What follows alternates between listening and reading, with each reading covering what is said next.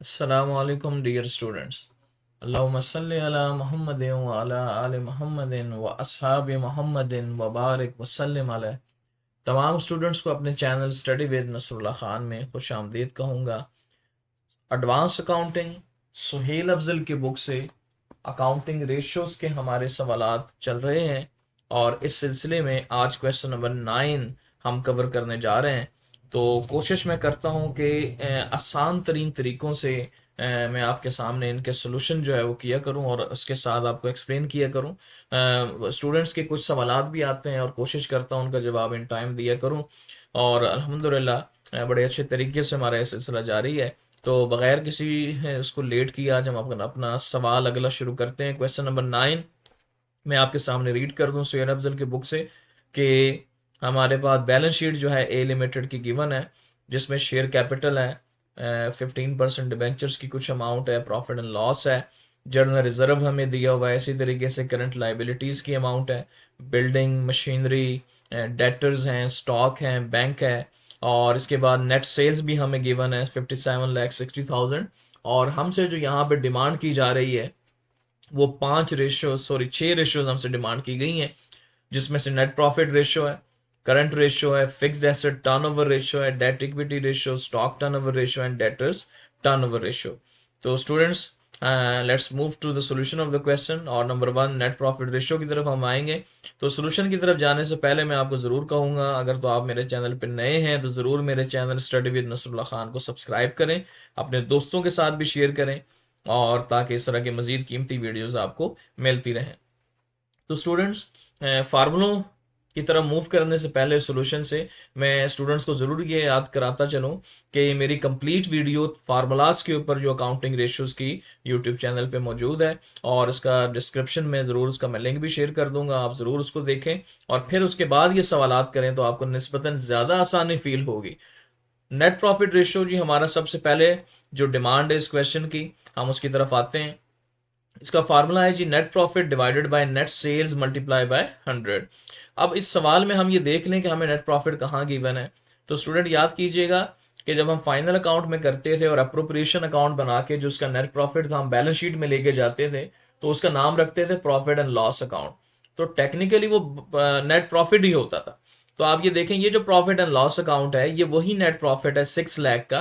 तो ये हमने यहाँ पे लिखा 6 lakh rupees divided by net sales.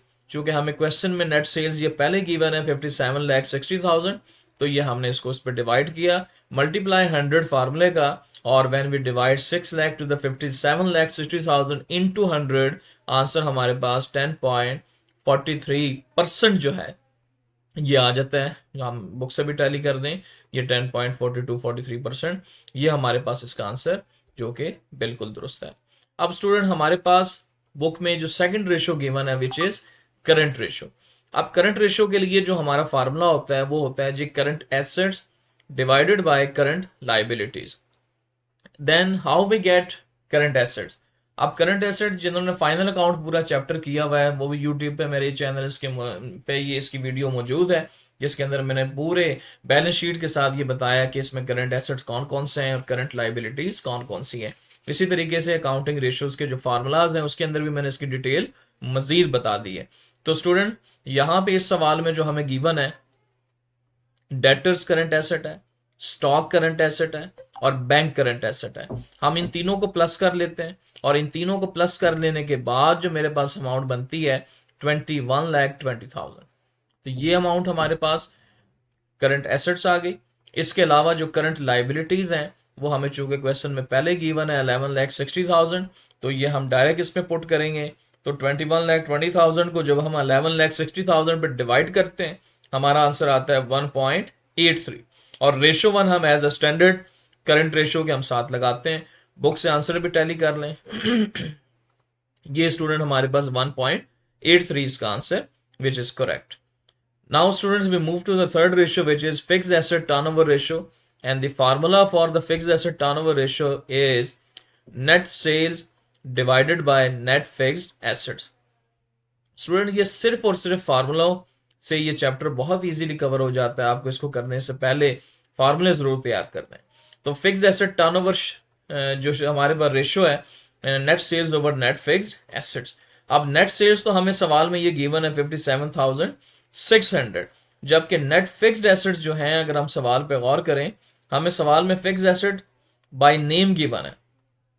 तो जिस तरह हमने करंट एसेट से वर्किंग में तमाम को प्लस किए, इसी तरीके से हम यहाँ पे भी बिल्डिंग और एसेट, ये हमारे फिक्स्ड एसेट हैं, ये हम देखें, हम वर्किंग शो कराते हैं। Net fixed assets is equal to building plus machinery. तो बिल्डिंग की अमाउंट हमारे पास 12 लैक्स है, मशीनरी की अमाउंट हमारे पास 2,40,000 है। इनको हम प्लस करेंगे तो 14,40,000 हमारे पास नेट फिक्स्ड एसेट्स आ जाएंगे। और जब हम इन नेट फिक्स्ड एसेट्स को इस फार्मूले में पुट करते हैं तो नेट सेल्स 57,60,000 और नेट फिक्स्ड एसेट 14,40,000। जब आप इसको डिवाइड करेंगे तो 4 आपका आंसर आएगा, 4 टाइम्स, क्योंकि इसका स्टैंडर्ड टाइम्स में आता है। तो आप बुक में देखें, इसका आंसर थर्ड रेशियो का 4 टाइम्स ये हमारे पास क्लियर हुआ। अब स्टूडेंट हम मूव करते हैं डेट इक्विटी रेशियो पे। इसका फार्मूला सबसे पहले मैं आपकी गोश गुजार कर दूं कि debt equity ratio is equal to long term debts divided by equity, और इस इक्विटी को हम शेयर होल्डर फंड्स भी कहते हैं। तो what is long term dates? Long term dates में स्टूडेंट्स हमारे पास अमूमन जो है डिबेंचर्स, मोर्टगेज, लोन, ये अमाउंट्स आती हैं। क्योंकि इसमें हमें सिर्फ 15% डिबेंचर्स गिवन है 4 लाख रुपीज का, तो यही हमारा लॉन्ग टर्म डेट्स हो जाएगा 4 लाख का। जबकि शेयर होल्डर फंड या इक्विटी, इसके लिए एक बकायदा फार्मूला है, जो क्या है, share capital plus journal reserves plus profit and loss account minus deferred cost. क्योंकि इस सवाल में डेफर्ड कॉस्ट नहीं थी, डेफर्ड कॉस्ट में अमूमन प्रीलिमिनरी एक्सपेंस और टेक्निकल नो हाउ और discount on issue of shares and debentures आते हैं। लेकिन चूंकि इस क्वेश्चन में नहीं थे तो हमने इसको इग्नोर किए। ये 3 चीजें गिवन थी, शेयर कैपिटल 8 लाख का, जर्नल रिजर्व 6 लाख का, प्रॉफिट एंड लॉस अकाउंट भी 6 लाख का। हमने इसको ऐड किया तो 20 लाख की अमाउंट ये आ जाती है।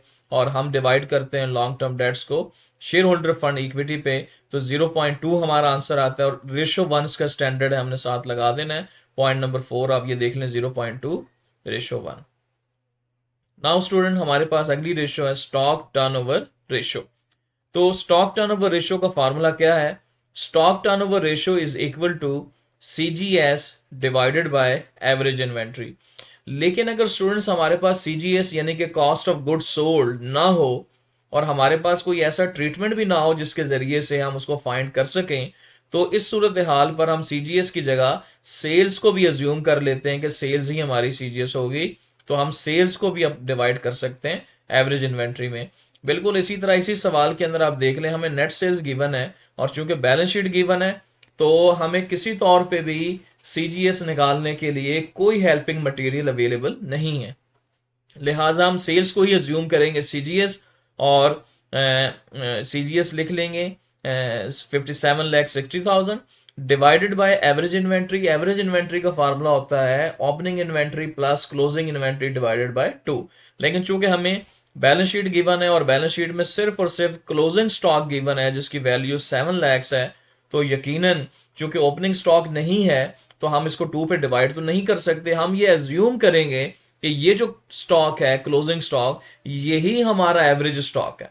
लिहाजा हम इसको एवरेज स्टॉक मान के यहां पे डिवाइड कर देंगे 7 लाख को और मल्टीप्लाई बाय 100 फार्मूले का, तो आपका जो आंसर है 8.23 टाइम्स इसका जवाब आ गया, जो कि बुक से ये मैं आपको दिखा दूं टैली हो जाता है 8.23 टाइम्स।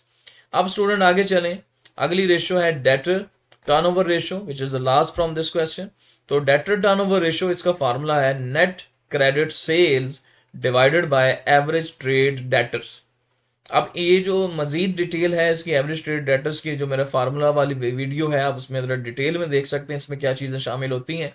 बहरहाल इस क्वेश्चन में जितने हद तक है हम उसको डिस्कस करेंगे कि नेट क्रेडिट सेल्स, क्योंकि हमें सवाल में सिर्फ एक ही सेल्स गिवन है तो हम यही अज्यूम करते हैं कि यही नेट क्रेडिट सेल्स है, तो ये तो हमें अवेलेबल है। जबकि एवरेज ट्रेड डेटर्स, इसका मतलब हमें इस सवाल में जो डेटर्स अवेलेबल हैं 13 लाख के, यही एवरेज ट्रेड डेटर्स हैं। लेकिन स्टूडेंट यहाँ पे एक चीज याद रखिएगा कि अगर यहाँ पे बिल रिसीवेबल भी होता तो हमें एवरेज ट्रेड डेटर्स में बिल रिसीवेबल को भी शामिल करना पड़ता है। तो चूंकि यहाँ नहीं थे तो हमने एवरेज ट्रेड डेटर्स यही 13 लाख जो डेटर की अमाउंट है इसको लिखा, और जब हम इसको डिवाइड करेंगे तो हमारा आंसर आ जाएगा 4.43 टाइम्स इसका स्टैंडर्ड है डेटर टर्नओवर का, तो हम बुक से टैली कर देते हैं, ये आ गया जी 4.43 टाइम्स। तो इससे आपको क्लियर हुआ स्टूडेंट्स कि हमारा सवाल तमाम रेशोज मैंने आपके सामने आंसर समेत बुक के दिखा दी, और कोशिश की कि बड़े आसान तरीके से आपको इनको मजीद एक्सप्लेन करके बताऊं। तो उम्मीद करता हूँ आपको वीडियो समझ भी आई होगी। इसके बावजूद अगर कोई स्टूडेंट्स कोई क्यूरी है, कोई प्रॉब्लम है, कोई सवाल पूछना चाहते हैं, तो ज़रूर मुझे मैसेज करें, मैं उनको जवाब दूंगा। अगर मेरी काविश आपको पसंद आए तो ज़रूर मेरे channel study with Nasrullah Khan को सब्सक्राइब करें अगर आप नए यूज़र हैं, और अगर आप देख रहे हैं तो ज़रूर इसको शेयर करें अपने दोस्तों के साथ, लाइक करें, ताकि इस तरह की मज़ीद इंफॉर्मेटिव वीडियो आपको मिलती रहे। मुझे इजाज़त दें, अगली वीडियो तक के लिए अल्लाह हाफिज़।